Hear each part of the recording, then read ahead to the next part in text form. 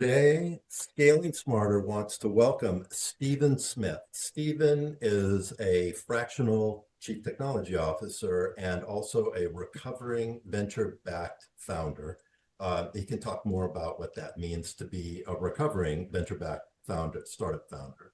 And he has taken what he's learned, a lot of pain in the learning, which any really smart CTO or founder, usually with one in a million, that don't have a lot of pain in the lessons that they've learned that make them really high value. And now he has this concept very similar to Launch First, where the idea is to get to revenue quickly. He does it through low code and no code approaches to building something quick, improving your market. Welcome to Scaling Smarter, Stephan. Hi, David. Thanks for having me. Yeah. So now your whole focus has been since you recovered. Why don't you first tell us about your background, a little bit about your background and about this recovery venture-backed founder startup that you did. Sure. Probably the most important part of me is I'm a son of a military officer. Part of my DNA is the DNA that I picked up from my dad's worldview.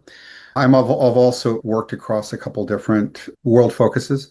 I started out thinking I wanted to be a geologist. Then I spent several years trying to be the next Michelangelo doing stone sculpture. And then I ended up back in the startup world with technology. So I've worked across, three different distinct ways to view the world and bring all of those together because geologists map and figure out ideas and sculptors have to work toward a long-term goal before they can see it. And then founders, that's all founders do is work toward a goal that they can see, but not really.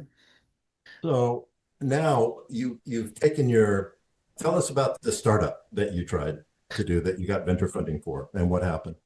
Yeah, so in 2016, I got approached by a person who would be my eventually the CEO and the tech co-founder. He was a geneticist. He'd worked in multiple biotech startups, and he came to me and said, "Hey, look, there's this problem. There are these genetic sequencers, and we actually know what they are now because COVID made us all like minor novice epidemiologists. But at the time, these are $1 million devices." And so as soon as he described the problem, I was excited by it because it's wow, when you can virtualize something that's expensive and hard to get a hold of, there's a huge market there. There's also a social gain. And so we built what we would describe, or I think Wired Magazine described us as the Airbnb for genetic sequencers, which was a perfect description. Like researcher could get on a machine, run a full genome from top to bottom with a certain amount of coverage and get the results back. And we gave them back in 2 weeks, which was unheard of. Usually it's 3 months or 6 months. And then COVID grew us. We went from 4 or 5 people to 50, plus or minus. Our revenue grew. I think at some points we were doing 20 some million a year. And then COVID killed us. We didn't pivot fast enough, and some decisions we made turned what was potentially a very large exit for my investors and for myself into the exact opposite. And that was a cauterizing experience when you think you've done everything right for 6 years, you built this thing, and it turns out to be a reverse of what you thought it was going to be. So how did COVID kill you and what pivots did you not make that you should have? There's probably a couple. Our first business opportunity, we went 3 years before we got first revenue. And I Mm, would say that is cardinal for me now, which is if you've been working on something for more than 6 months and you can't get any form of revenue, and mm. obviously there are companies that need to go a couple years. That's why venture capital exists. But I think that in most B2B SaaS spaces, if you can't find a client and a customer in the first 6 months, you've got a problem.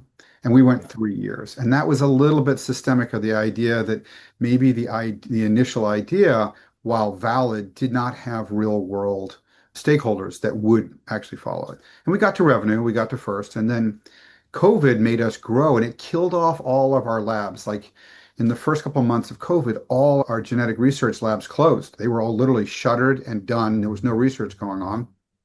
So just as we got revenue dried up, and we started looking at our software and realizing we work on the research side, which is not really HIPAA compliant because it doesn't need to be. But Mm. our software would work to do testing at scale. So we started offering COVID testing. And first we started with one test and then two and then five.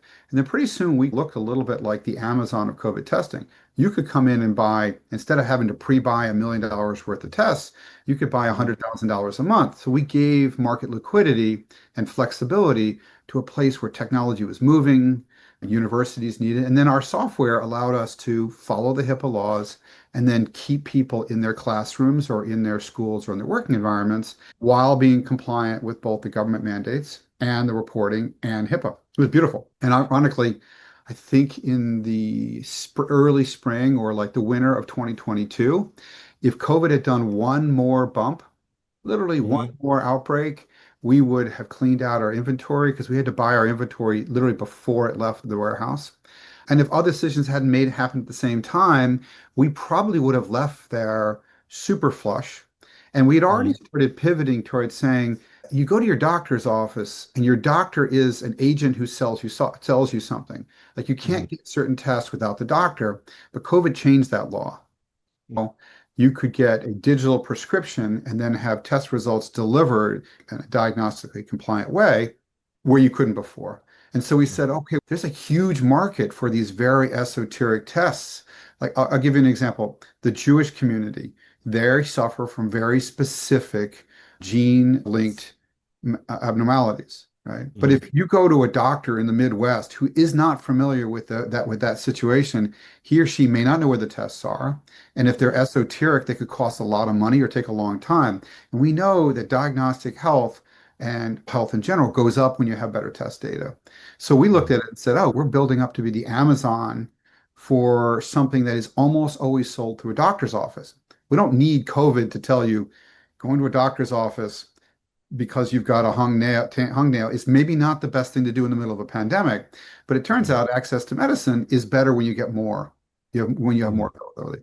And that's what we were going into. And then Okay.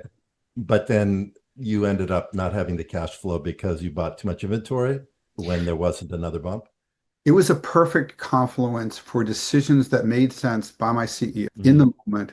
He put off paying some bonuses to some employees, and and it ended up putting us in a position where legally we could not stay in business. And Mhm. a lot of this was like when cash flow turns around, a lot of things go south quickly. So I woke Mhm. up in the fall of 2022 realizing I was being named on lawsuits that I didn't even know were a problem. Yeah. And I had to go to our investors and I'd go to the board of directors and explain, here's what you thought and here's what actually happened. But the more important part was in the month when you call 30 investors and you have to tell them that $100 million, that $80 million exit is actually gone. Those are probably 30 or 40 of the most educational calls on the face of the planet. Because you put as much time into building a startup, you have to put the Mhm. equal amount of time to wind it down. Like investors have a right to know what worked and Yes. didn't. But very often investors are ghosted. The CEO disappears down a rabbit hole, doesn't Mhm. want his name attached to it anymore, is off to something new. And these investors are like, we believed, like we're believers. We're in the church Mhm. waiting for a sermon, and there's no sermon coming. So I stuck around and it kept me in a point of introspection. And I ended up in a hotel room at a conference in San Francisco with GitHub and whiteboarding everything I'd built for 6 years because it was still current. I was still talking about it in the current in the as though it was a current thing. But at that point, we had laid off our employees. And I Mhm. started taking this amorphous cloud of everything we built for 6 years. And instead of it being a three-dimensional cloud, I smeared it out in one dimension. It was one line. And at that Mhm. point, I knew the software well enough to be like, that feature right there, that took 6 man months or woman months of coding time. That one Mhm. there, that took 3 months. And I Mhm. started to just apply the brain that comes when you've just been hit hard. The thing you built as beautiful is gone. And I Mhm. started looking for drop-in replacements. And I started being like, that's interesting. If I'd broken a few rules, I could have used Typeform instead of building this 6 month form builder. Yeah. Yeah. And then that became an avalanche where I'm like, what other parts of the stack can I replace? Okay, now I have one for one replacement. Theoretically, given what I know, we Mhm. could have built it. And then I went and started let's find a replacement for the replacement. And that led to an Airtable. And that led to a realization is that the SaaS community, we've been building software designed to replace custom development work for years. But developers are really good at justifying building it from scratch every time. And Yeah. so I started having these three voices in my head. What were my developers that I just laid off telling me about why we chose technology? What was the business need? And then what was the real sunk cost of the venture-backed dollars that went for one pattern and didn't yield results?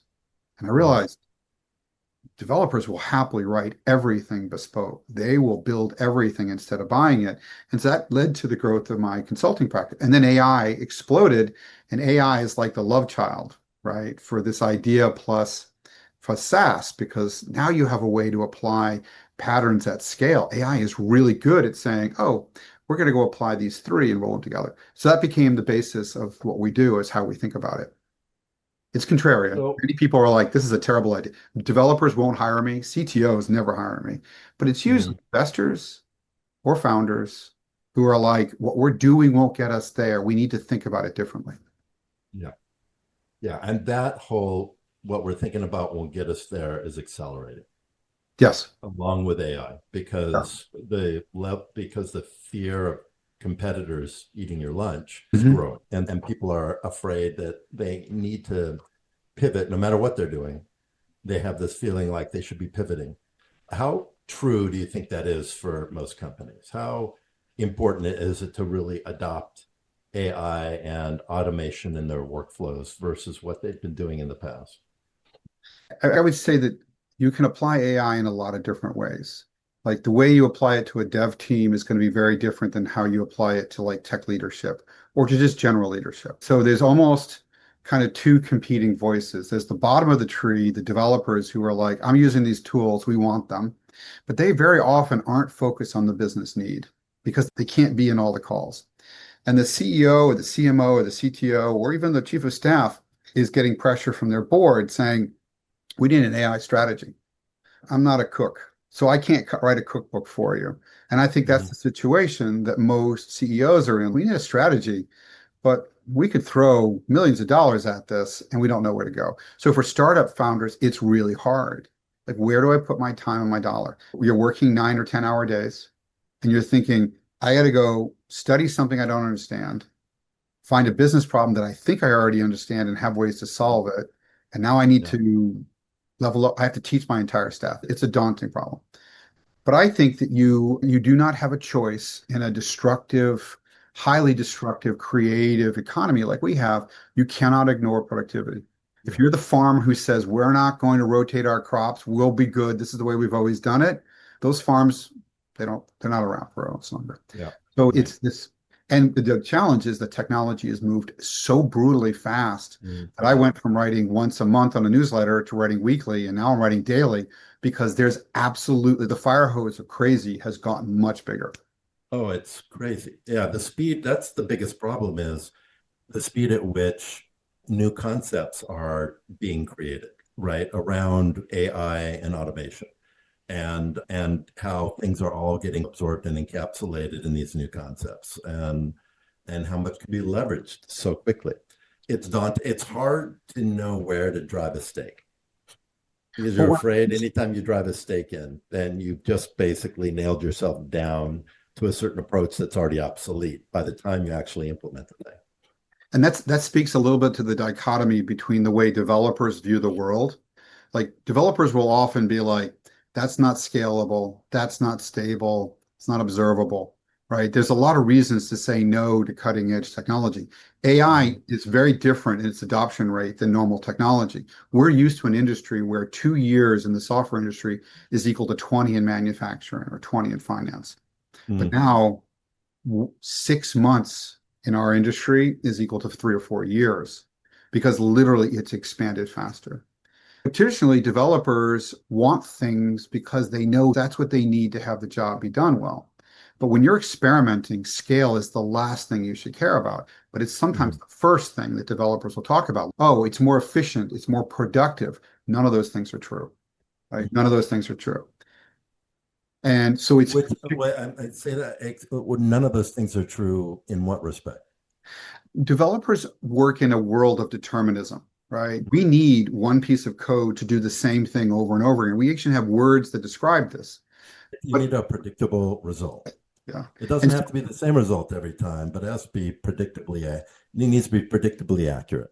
yeah, and so we build tools and architectures to allow for predictable consistency, even though Right. humans are predictably inconsistent. Like we will write bugs, like we have QA teams and testing and CI/CD because we write bugs. Like humans would like to Mhm. represent themselves in the AI world as being so much better than AI. We're Yeah. consistently inconsistent. And when you look Mhm. at AI is consistently inconsistent, but it's doing it at a tenth or a thousandth the cost. So Right. if you have one group of people out there who say, we need to go slower and we have this technology and we need to prove it and do it right and safe, and they use the term right, which they are right. There are right ways to do it. But when you marry those up to business needs for experimentation, right becomes a relative thing. Yeah. So when those people confront a world where like Microsoft is laying off developers and making AI write PRs, the developers are screaming about it because Mhm. determinism has gone out the window. AI is saying you guys both write bugs, but they write bugs, the same number of bugs, maybe even more, but they write them a lot cheaper. This is not going to win. So we're watching this pattern And play. dramatically faster. Yes, dramatically Yeah. fast. Not just cheaper, And but it's also time to market, right?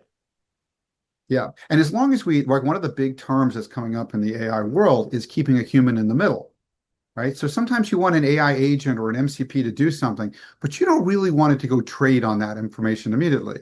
You want a human Right. in the middle. And so Right. what we're seeing, I think, is developers who have a little bit more of an EQ, who are interested in why stakeholders think things Mhm. versus scale or security or stability. Those people then are being plugged into AI workflows in which their value is to upgrade or downgrade an idea, not to be the primary coder. And so we're seeing this Mhm. all. I see it myself. I do a lot less primary coding. I do almost all AI coding. And partly also that person needs to be put in to contextualize what AI is producing. Yeah. And what I mean by that, right, is that okay, it's producing this, it's coming up with these conclusions. Is that appropriate? Is that appropriate and contextual for where we are and where we want to go? And sometimes you go, no, it really isn't. Maybe because it didn't prompt it right, or because it's not assimilating. That's right. That would be the Borg. It's which is how it feels. I get the It's consolidating so much information, and so it's making some conclusions. They may even be correct conclusions given a certain context, but it's not our context. So we want to direct it a different way, and you need that contextualization today. That will change in a year from now. It's going to look very different, and that's the hardest part of AI to get your arms around, is that you is trying to understand where you need to be so that in a year from now you're current, or how you can keep changing quickly enough to stay current with the changes that happen on almost a daily basis. So I think I see stresses in three areas. Hyper technical people have an underlying stress that if the hype is true, where am I? Like, where Mm, do I fit in this? Am I literally just telling an AI what to do? Then I see people who, and those people are saying, I'm working an 8-hour job right now and I know how to do it. And you're telling me I need to be more efficient. I have to learn something new on technology that I'm not sure can do what I used to think I could do as well. That's a mhm. huge stressor. Also, they're like all of us. We have wives and kids and families and Right. spouses. And the Yeah. idea, I got to carve out an hour to invest in something that could make me lose my job, could cause a problem. And then you see tech leaders in the middle, the non-technical people, and their stress is even higher because they're like, how am I going to provide leadership for something that I don't understand? And Yeah. then, and then the even worse is if we look at some of the Facebook channels, people who are non-technical and non-business at all, there is a phenomenal amount of fear and kind of rate and anger and rage. I can't wait till this thing goes away. And if you read some of the posts, so AI has generated a phenomenal amount of like back of the brain stress, like where's my place? Like, it's not asking, is there another computer job? It's will the next computer job be the same thing I'm doing? And So if you're that's interesting. so if you're a CEO and you're thinking to yourself, I need an AI strategy, right? And right now we don't have any kind of technology, a real good technical strategy, let alone an AI strategy.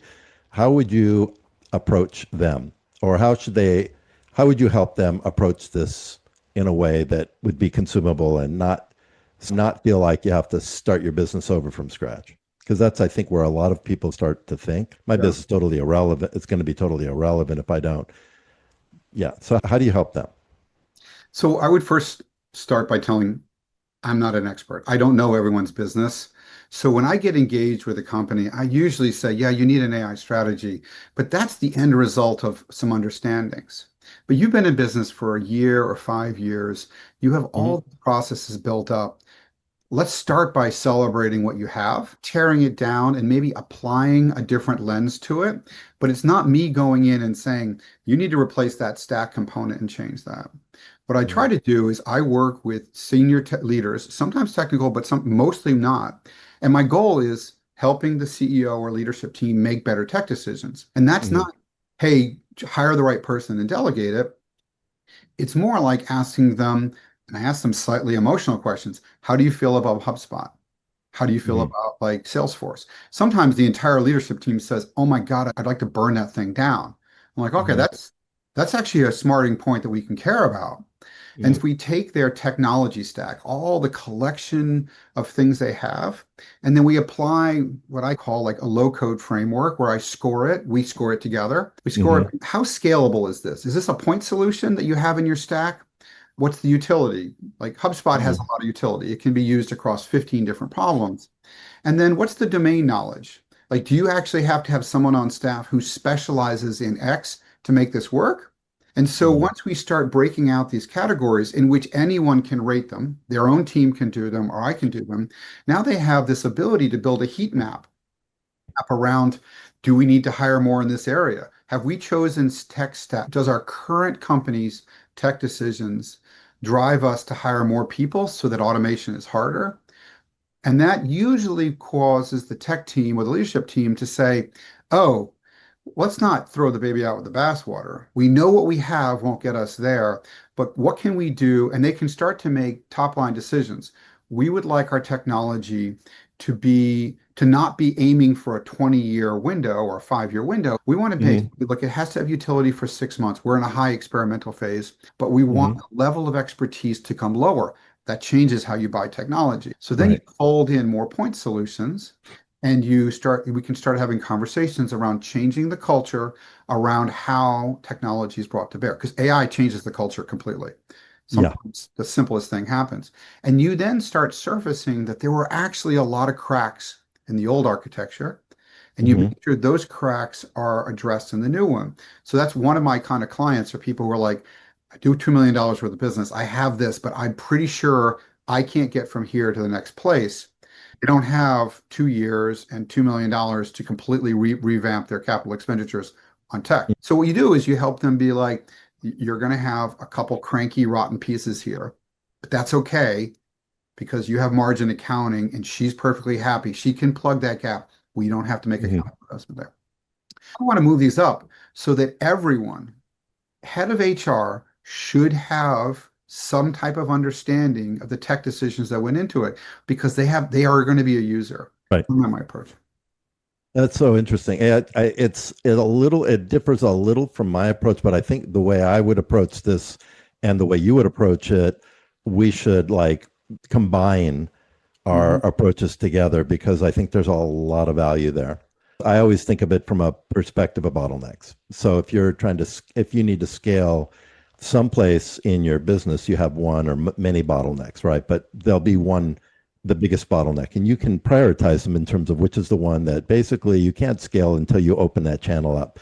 And Mhm. that channel, it may be restricted because of people, it may be restricted because of technology. There's a lot of reasons why it might be restricted. So, what's Mhm. the cost associated with approaching that particular bottleneck? What's the risk to your business if you don't? Do you have a cultural issue you've got to overcome to be able to expand that bottleneck to something? Because as soon as you open the bottleneck up, everything flows, and then the next bottleneck becomes, yeah, instantly visible to you. And as a CEO, that's where your effort should go, is to just So, keep opening one bottleneck after the other until because you go from $1 million a year to $1 billion a year pretty much in that way. Some of it is mhm. knowing in advance where you're going to have bottlenecks if you don't plan it, but others are a deal taking stress off the system where you have bottlenecks today because you can't push more into the funnel because the bottleneck exists and it's just going to stop the growth. So combining that with what with your approach, I think would be like a great way for a CEO to build a matrix and a plan for how they approach growing their business. And a really good engagement with me is usually about 3 months. I Right. hired to get fired. I'm like, if I do my job properly, I'm not executing for you. Hmm. What I Right. am doing is facilitating and enabling. So you might send back, I might come in and have a conversation and be like, what has changed in our scoring? Are we thinking about, oh, turns out that we needed stability in this one part, but we didn't apply that uniformly. Because sometimes as a software engineer, I apply the Six Sigma. I go all the way to the roof. Let's make this perfect. And the reality, Right. there are some times where you're like, if a log messaging is missing for who comes in the front door, that's probably not warranting the same amount of investment or focus. And so you can start to get a company to make decisions because all decisions have a revenue impact. And it Right. and actually one of the things I love is if you go to a conference, a micro retreat with a company, and you start asking people, what is your emotional attach? How do you feel about this? Yeah. We never ask people how they feel about the software you're using. Go ask people who use Salesforce what they feel. You're going to get a Mhm. visceral level of unhappiness. CEO wants to make his team happier. You might choose software that generates joy. And joy is sometimes easy. It's sometimes like Asana pioneered this. You completed a task and there was a big explosion of confetti. Right. Like I Yeah. know how geeky that is. Oh my God, it works. It really works. Mhm. So if Yeah. you factor the human side of conversations, then you can enable parts of your team to have inputs because you've made it safe to not have it be a tech only decision or a business only. There's actually a human side of every tech decision.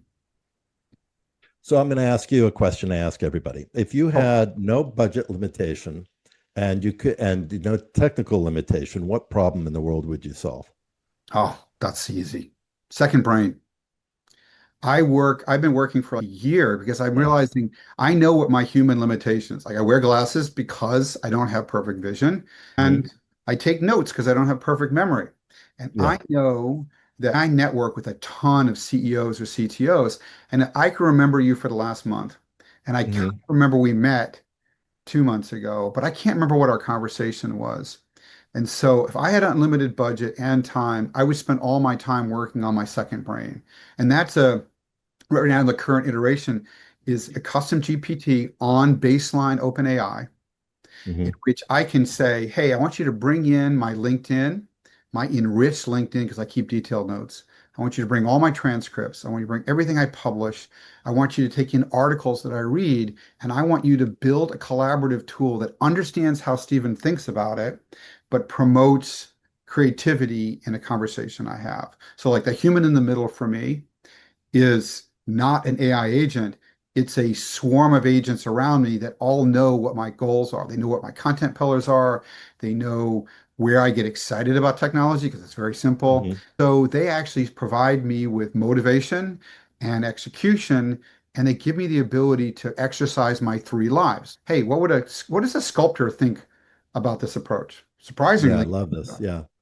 oh, and then the last That- thing is I yeah. build these mentor models for Hmm. either people that exist or people that I love. And I'm like, okay, I have a focus, Stephen's focus group is one of the things that these AI agents or my second brain can tap into Hmm. because they can tell you immediately, Stephen's really not going to care about the fact that you're deploying a Redis cache faster.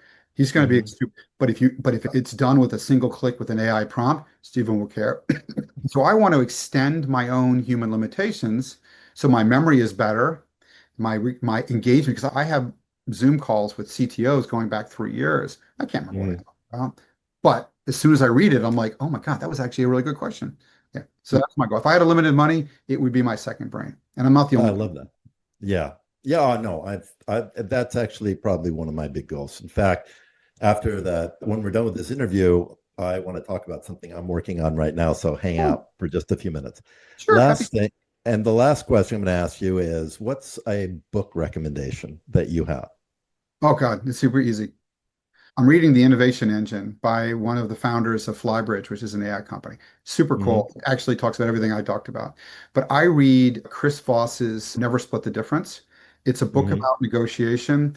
I think of it as if you're religious and you read the Bible, the Torah, the Quran, or Mm. Bhagavad Gita, this is the book you read after because it tells you how to apply the things that we think about as morals and values in business without being a bad guy. So it's not Without teaching being you how, preachy. Yeah. it's Right. not teach it's teaching you how to communicate so deeply that you unblock problems. I would say it's a form of non-confrontational speech, but like it's a book that I read every 6 months, cover to cover. Every six Mhm. months, it snaps my brain back in. And for the next 2 months, I'm Yeah. good. And then it drops off. And then I'm like, oh, I'm getting transactional again. So that's my book. Never split the difference. That's a great book. Stephen, thank you for coming on the show. And if somebody wants to get a hold of you, how would they do that? And we'll have all Uh, these links in the show notes too. so my primary website is stephensmith.solutions, but I also have a Mhm. newsletter called the lowcodecto.com. Okay, awesome. Thank you so much for being on the show. No problem.